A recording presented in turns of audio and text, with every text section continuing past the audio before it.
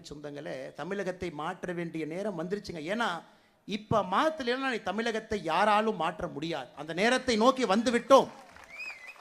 எல்லாம் தலைகீழாக குட்டிச்சவராக இருக்கிறது. கல்வியிலிருந்து சட்டம் ஒழுங்கிலிருந்து எல்லாம். ஆனா முதலமைச்சர் என்ன 23ஆம் புலிகேசியை போட 2 பேர்த்த கூட வச்சிருக்கிறார்.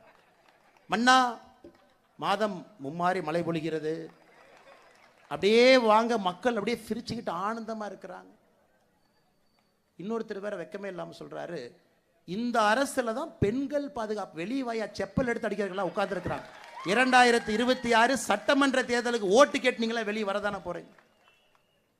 இப்பெல்லாம் பேசுறாங்க. அன்பு சொந்தங்களே, நாம் அனைவரும் இணைந்து இந்த கூட்டத்திலே நாம் பேசக்கூடிய கருத்துக்களை எல்லா மக்கள்கிட்ட எடுத்துட்டு போனோங்க. அதான் அந்த கூட்டத்தினுடைய நோக்கம். தென் சென்னை தொகுதியினுடைய பாராளுமன்ற உறுப்பினராக இந்த முறை தமிழிசை அக்கா வந்திருக்கணும்.